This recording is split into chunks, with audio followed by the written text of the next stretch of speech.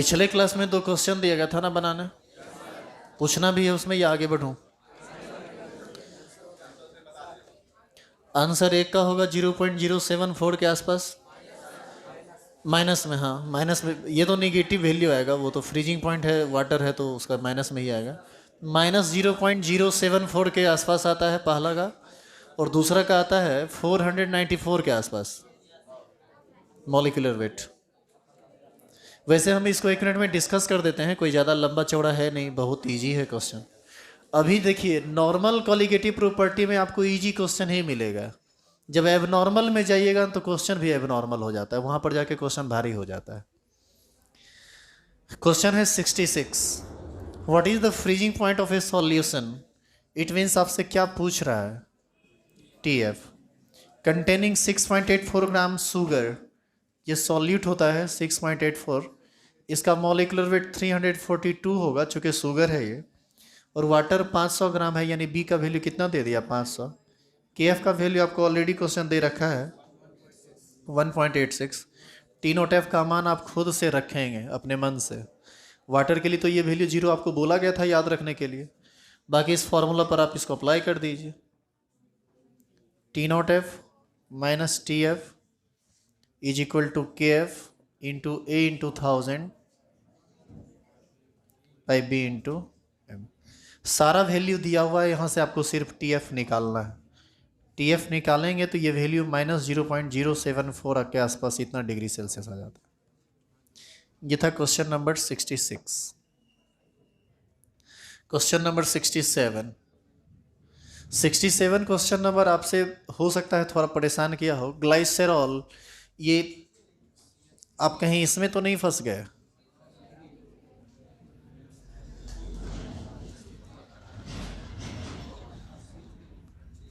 CH2 ये ट्राइहाइड्रोक्सी compound है, इसी को हम लोग ग्लाइसेरॉल बोलते हैं। ये है C3H8O3, और इसका मॉलिक्यूलर वेट जोड़ेंगे ना तो आपको 92 आ जाएगा। आगे हम लैंग्वेज समझा देते हैं क्वेश्चन का, एक जगह और हो सकता है आप उलझ गए हो। क्वेश्चन है what weight of glycerol will be added, मतलब आपको सॉल्यूट का अमाउंट पूछ रहा है कि कितना डालना है, यानी आपसे क्या पूछ रहा है, ए का value. What weight of glycerol will be added to 1000 gram of water, solvent का वेट आपको दे दिया, यानी आपको बी दे दिया।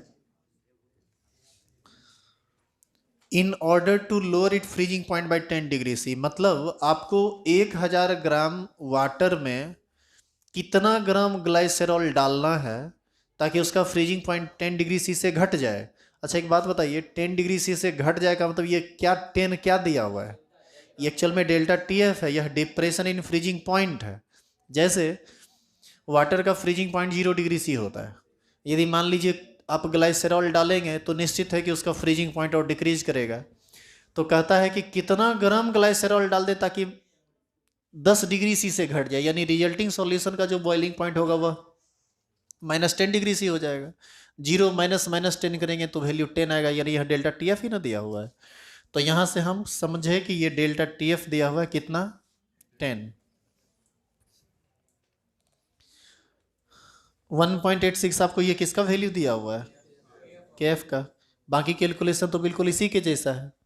ए का वैल्यू आपसे पूछा जा रहा है, बी का वैल्यू 1000 रखेंगे, मॉलिक्यूलर वेट 92 आया, KF का वैल्यू 1.86, और इस बार T0F माइनस TF के टर्म में नहीं जाएंगे आप, डायरेक्ट यहाँ पर क्या लिखेंगे इसके बदले, डेल्टा TF। यही ना है डिप्रेशन इन फ्रीजिंग पॉइंट। और यदि डिप्रेशन इन फ्रीजिंग पॉइंट के टर्म में वैसे नहीं जा सकते तो आपको ये मानना पड़ेगा T0F 0 डिग्री C, जो कि आप जानते हैं 10 डिग्री C से घटाना है, तो 0 से 10 घटा के जाइएगा तो कहाँ तक पहुँचिएगा, -10 तक। तो ये हो जाएगा 0 -10, ओवरऑल वैल्यू कितना मिलेगा, 10, यानी वो डेल्टा TF ही है 10।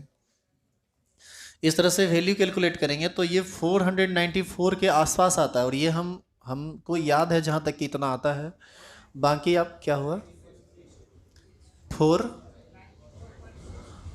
जो भी है इसी के आसपास पॉइंट में है। मॉलिक्यूलर वेट, अच्छा मास है ना 6 कितना बोले 62, इसी के आसपास आता है, जहाँ तक आंसर हम पिछले बैच में भी देखे हैं तो यही आया है। अभी भी आपको यदि समझने में कुछ दिक्कत है तो बोल दीजिए, नहीं तो फिर हम आगे थ्योरी बढ़ाना शुरू कर देंगे। बढ़े क्या आगे? किनकी है ये?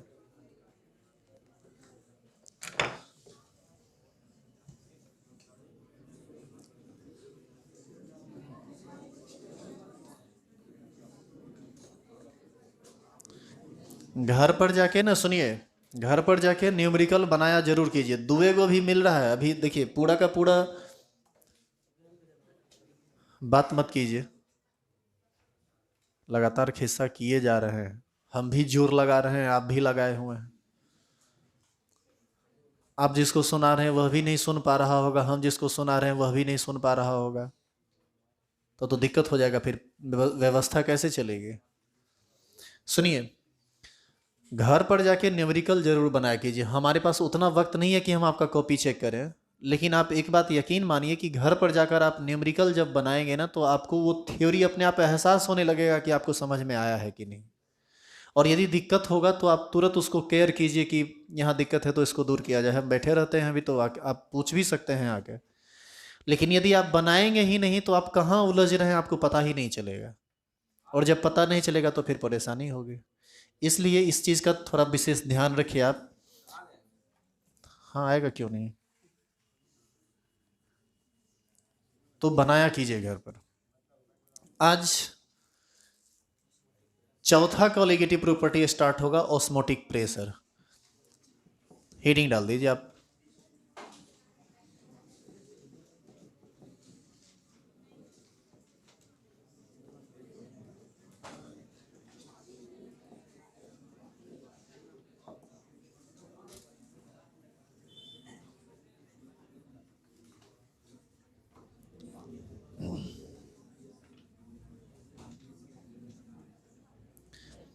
देखो, ऑस्मोटिक प्रेशर को पाई से इंडिकेट किया जाता है। यहाँ पर पाई का मतलब तुम 22/7 मत समझ लेना, ये पाई बस सिंबल है किस चीज़ का? ऑस्मोटिक प्रेशर का। दूसरी बात, ऑस्मोटिक प्रेशर को डायरेक्ट आप नहीं समझ सकते। ऑस्मोटिक प्रेशर को समझने के लिए पहले साइड से कुछ कुछ टॉपिक समझना पड़ेगा, फिर आप ऑस्मोटिक प्रेशर पर जा पाएंगे। तो इसके अंतर्गत एक सब टॉपिक आएगा जिसका नाम है डिफ्यूजन। स्टार लगाइए, हेडिंग डालिए। पहले आप डिफ्यूजन समझेंगे, फिर ऑस्मोसिस समझेंगे, एसपीएम समझेंगे, तब जाके आपको समझ में आएगा ऑस्मोटिक प्रेशर। तो इन सभी टॉपिक को पहले एक एक करके देख लेते हैं। स्टार लगाइए, हेडिंग डाल। देखिए मेरा मेन टॉपिक है ऑस्मोटिक प्रेशर, लेकिन इसके अंतर्गत ये सब टॉपिक अब आ रहा है सब टॉपिक के रूप में। हेडिंग हो चुका है डिफ्यूजन। देखिए यहाँ अभी आपको लिखना उखना नहीं है, आपको सिर्फ देखना है, क्योंकि हम कुछ फिगर बनाएंगे, फिर उसको मिटाएंगे, फिर फाइनल फिगर आपको देंगे जो उतारने के लिए वो उतारिएगा।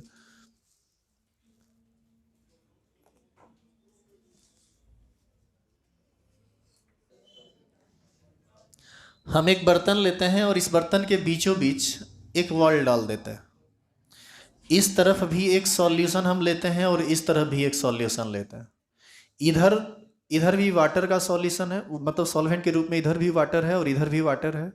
सॉल्यूट के रूप में इधर भी चीनी है और इधर भी चीनी है। लेकिन दोनों सॉल्यूशन में थोड़ा सा अंतर है। इसका कंसंट्रेशन हम लेते हैं 0.1 m,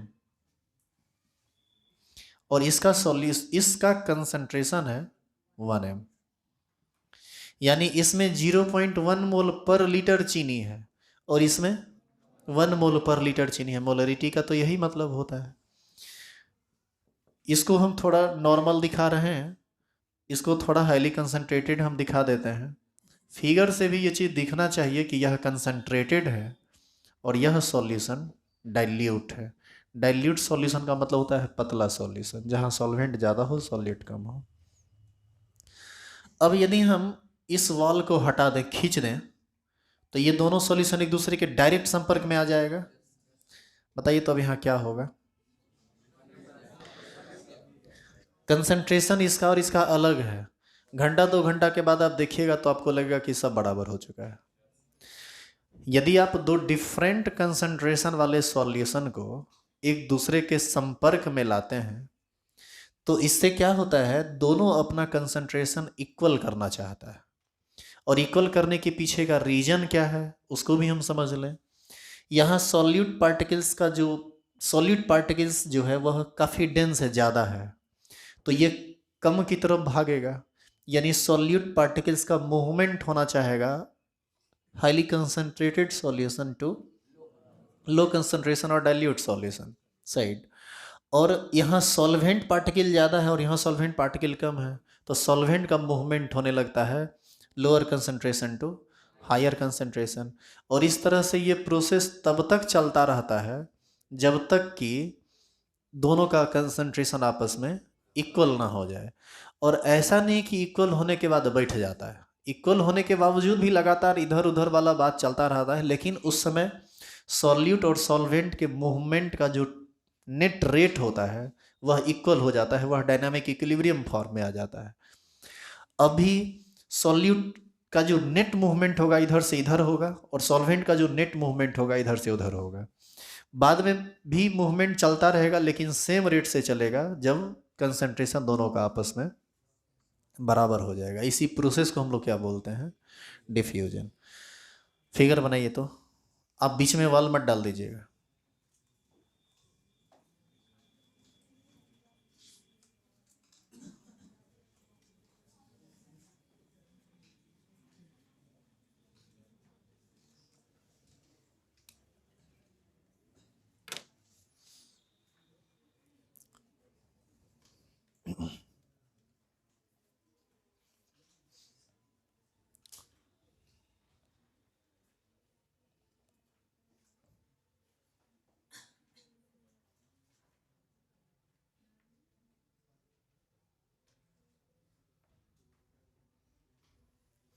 फिगर कुछ ऐसा दिखाइए कि लगे कि एक तरफ कंसंट्रेशन ज़्यादा है दूसरी तरफ कंसंट्रेशन कम। एक्चुअल में ये चीज़ इसलिए ज़रूरी होता है ना, कॉपी चेक करने वाले के नज़र पर ये चीज़ आ जाता है। जो आप लिखे हैं वो पढ़ेगा तब समझेगा, फिगर को पढ़ना नहीं पड़ता है। तो आप जो कहना चाह रहे हैं लैंग्वेज में वो उसको एक बार फिगर से समझ में आ जाता है, ग्राफ से समझ में आ जाता है। इसीलिए फिगर ग्राफ ये सब बहुत इंपॉर्टेंट होता है साइंस में। आपका कंसेप्ट कितना तगड़ा है वो लिखने की जरूरत नहीं है, सिर्फ देखने से पता चल जाएगा। और ये छोटी छोटी बातें हैं जिस पर ध्यान देना चाहिए आपको। हो गया, नीचे एरो दीजिए और लिखिए।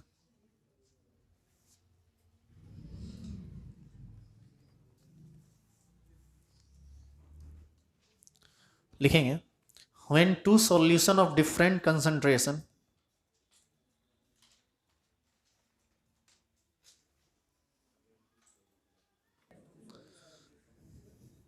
when two solution of different concentration kept in contact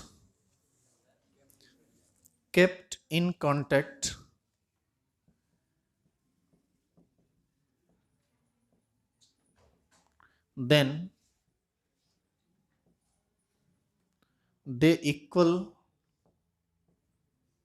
their concentration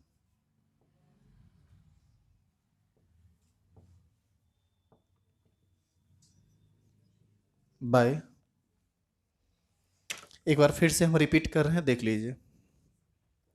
when two solution of different concentration kept in contact then they equal their concentration by movement of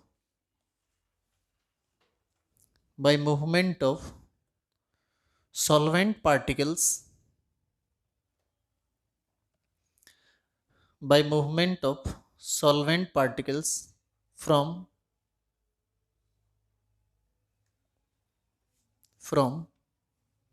lower concentration to higher concentration, from lower concentration to higher concentration, and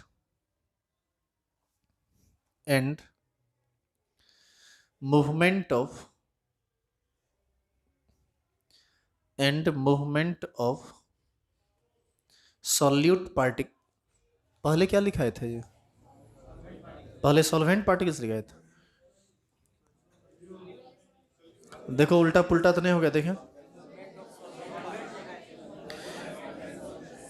हम देख रहे हैं, काहे हल्ला कर रहे हैं।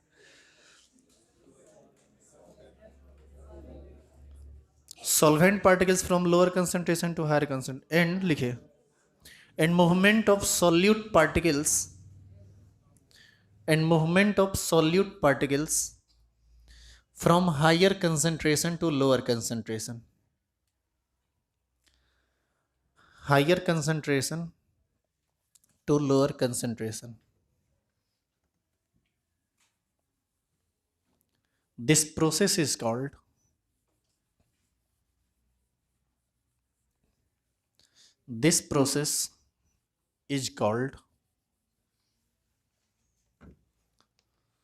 diffusion. This process is called diffusion.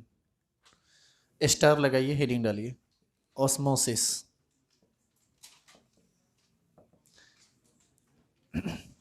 यह सब पढ़ के आप बेहतर समझ पाएंगे कि अभी वाटर का जो प्यूरिफिकेशन होता है, इतना जो हम लोग प्यूरिफाइड वाटर पीते हैं, चाहे कैंट में या फिर जो सप्लाई होता है या जो भी है, वो कैसे होता है।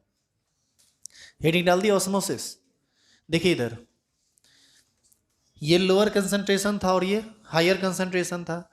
इस बार जो पहला बार हम डिफ्यूजन देखे, उसमें क्या था ना कि बीच में कुछ नहीं था। अब हम बीच में एक मेम्ब्रेन डाल रहे हैं।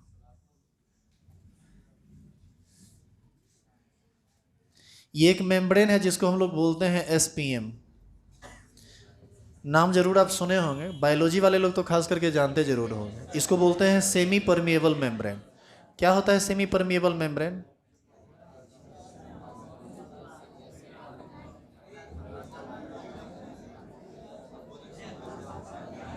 सुनिए इधर, सेमी परमिएबल मेम्ब्रेन एसपीएम एक ऐसा मेम्ब्रेन होता है जिससे सिर्फ सॉल्वेंट पार्टिकल्स का मूवमेंट होगा, सॉल्यूट पार्टिकल्स का मूवमेंट उससे होकर संभव नहीं होता है। यह सिंपल जान लीजिए, एक प्रकार का छन्ना है जो सॉल्यूट पार्टिकल्स को छान देता है, सॉल्वेंट पार्टिकल्स को आर पार होने देगा, सॉल्यूट पार्टिकल्स को आर पार होने नहीं देगा। अब ध्यान दीजिए, यहाँ पर सॉल्यूट कम है, कंसंट्रेशन कम है, यहाँ पर सॉल्यूट ज़्यादा है, कंसंट्रेशन ज़्यादा है। इस बार तो इस कंसेप्ट को हमको हटाना पड़ेगा, चूंकि बीच में क्या आ गया है, एसपीएम। अब सुनिए, यदि इसका कंसंट्रेशन कम है तो निश्चित है इसका वेपर प्रेशर अधिक होगा। कंसंट्रेशन कम है ना जी, सॉल्यूट पार्टिकल्स कम है तो वेपर प्रेशर अधिक होगा, और इस यहाँ पर सॉल्यूट पार्टिकल्स अधिक है तो इसका वेपर प्रेशर कम होगा। यानी इसका प्रेशर कम और इसका वेपर प्रेशर अधिक, जिसकी वजह से सॉल्वेंट पार्टिकल्स, देखिए सॉल्वेंट, सिर्फ सॉल्वेंट पार्टिकल्स का मूवमेंट होगा क्योंकि एसपीएम लगा हुआ है। इधर का जो सॉल्यूट है इधर ही रह जाएगा, उधर का जो सॉल्यूट है उधर ही रह जाएगा। लेकिन सॉल्वेंट पार्टिकल, सुनिए, इसमें भी सॉल्वेंट है, इसमें भी सॉल्वेंट है, इधर वाला सॉल्वेंट इधर आएगा, इधर वाला इधर जाएगा, लेकिन नेट मूवमेंट किधर ज़्यादा होगा। इस बात को समझने के लिए वेपर प्रेशर पर जाना पड़ेगा। इसका वेपर प्रेशर अधिक है क्योंकि सॉल्यूट कम है, और इसका वेपर प्रेशर कम है क्योंकि सॉल्यूट ज़्यादा है। तो ऐसी स्थिति में सॉल्वेंट पार्टिकल्स का जो नेट मूवमेंट होगा वह lower concentration to higher concentration होगा। और किससे होते हुए? एसपीएम से होते हुए। तो एसपीएम से होते हुए सॉल्वेंट पार्टिकल्स का movement lower concentration to higher concentration होता है। यही प्रोसेस क्या कहलाता है? ऑस्मोसिस। और ये सेमी परमिएबल मेम्ब्रेन क्या है? यह एक ऐसा मेम्ब्रेन है जिससे सिर्फ सॉल्वेंट पार्टिकल्स पास होगा, सॉलिड पार्टिकल्स पास नहीं होगा। नेचुरल एसपीएम भी बहुत है और आर्टिफिशियल एसपीएम भी होता है। नेचुरल एसपीएम हम आपको बताते हैं, जितना भी एनिमल बॉडी है, हम आप जो भी हैं, यदि आपका स्किन कटता होगा तो उजला टाइप का कुछ वहाँ पर दिखता है। आपका स्किन यदि कटे, और जब तक एसपीएम नहीं कटेगा तब तक ब्लडिंग नहीं होता है। एसपीएम कटने के बाद ब्लडिंग होता है। बॉयल एग देखें आप छीलते हुए, अंडर है, उसको आप देखिएगा एक पन्नी टाइप का ना, जब छीलते रहता है ना तो पन्नी टाइप का निकलते रहता है। एक्चुअल में वो एसपीएम ही होता है। तो वो सब नेचुरल एसपीएम है। पहले आप उतारिए इस फिगर को। जैसे लिखा हुआ है वैसे उतारिए और दोबारा उतारना पड़ेगा आपको, उसी में कुछ कुछ मत कर दीजिएगा।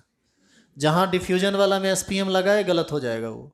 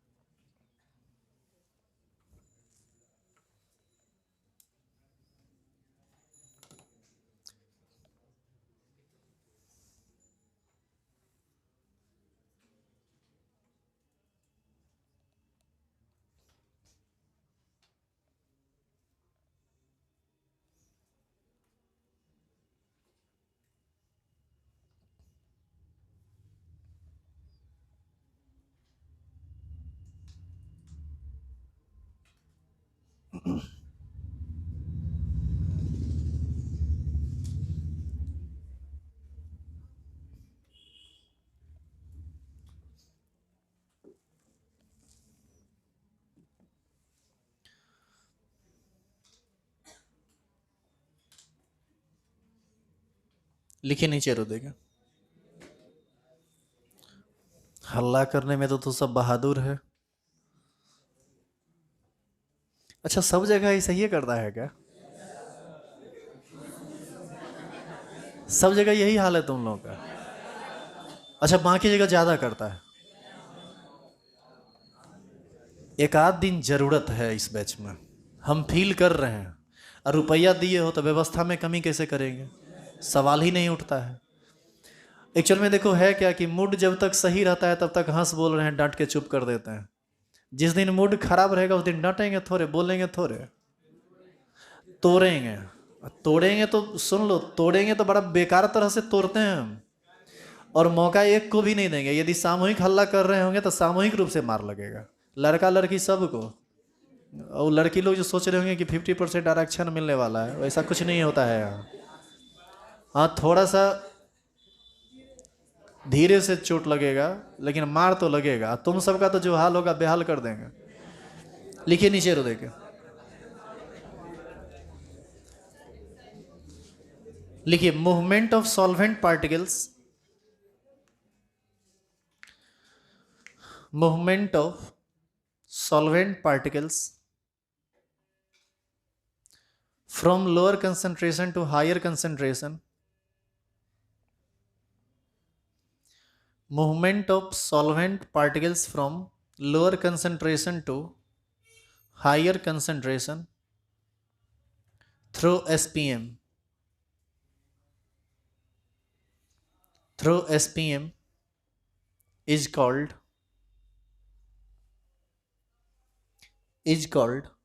osmotic pressure. Oh sorry, is called osmosis, is called osmosis. नीचे एरो देंगे और लिखेंगे osmosis occurs due to, osmosis occurs due to difference in vapor pressure of, due to difference in vapor pressure of both the solution, difference in vapor pressure of both the solution. Star लगाइए, heading डालिए semi permeable membrane. ये osmosis का है होता है क्योंकि दोनों के वेपर प्रेशर में अंतर होता है। यदि सुनिए, यदि वेपर प्रेशर में अंतर नहीं हो तो ऑस्मोसिस की घटना नहीं होगी। अरे कोई तो होगा ना जो सॉल्वेंट पार्टिकल्स को उधर ले जा रहा होगा। तो वो क्यों होता है? क्योंकि इसका वेपर प्रेशर अधिक होता है, इसका वेपर प्रेशर कम होता है। नीचे लिखेंगे साइज भी डिपेंड करता है, लेकिन मेन चीज ये होता है। ठीक है, किसका? ये अब सॉल्यूट का तो चर्चा ही यहां पर नहीं है। सॉल्यूट का तो कोई बात ही नहीं आप करेंगे यहां पर ऑस्मोसिस के केस में, क्योंकि उसको तो ब्लॉक कर दिया गया है। हेडिंग डाल दिए सेमी परमिएबल मेम्ब्रेन। शॉर्टली इसी को हम लोग क्या बोलते हैं? एसपीएम। नीचे रो दीजिए और लिखिए membrane from which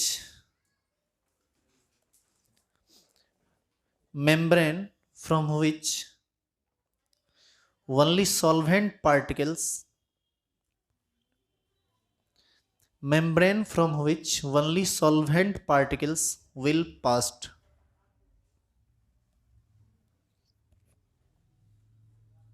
membrane from which only solvent particles will pass is called SPM, semi permeable membrane. Next arrow लिखेंगे artificial SPM is prepared by, artificial SPM is prepared by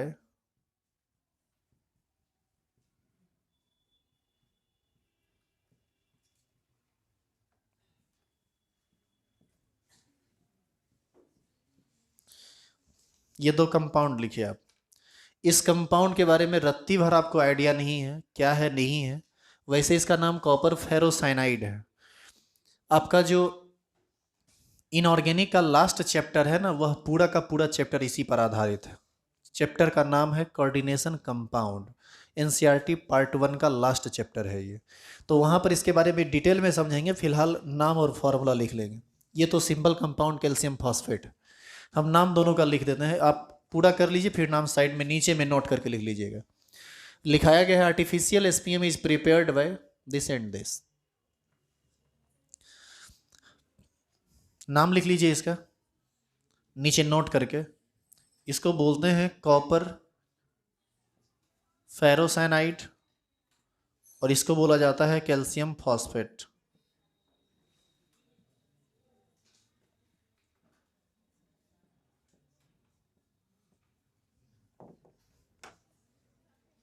जितना भी कैंट प्यूरिफायर होता है सब में लगा होता है ये वाला चीज। ये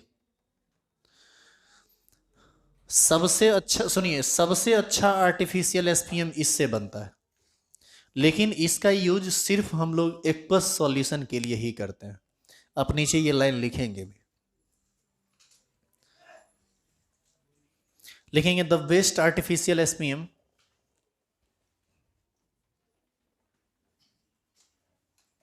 the waste artificial SPM is prepared by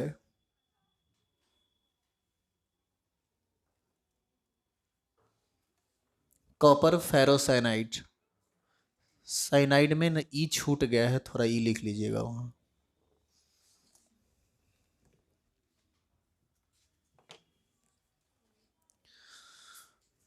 the best artificial SPM is prepared bye copper ferrocyanide but it can only used for aqueous solution.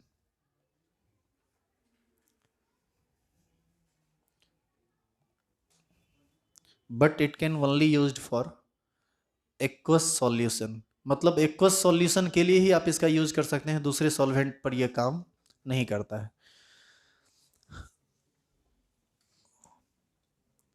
Star लगाइए, हेडिंग डालिए ऑस्मोटिक प्रेशर। अब आप ऑस्मोटिक प्रेशर को समझ सकते हैं। इसको कल देखेंगे, आज रहने दीजिए।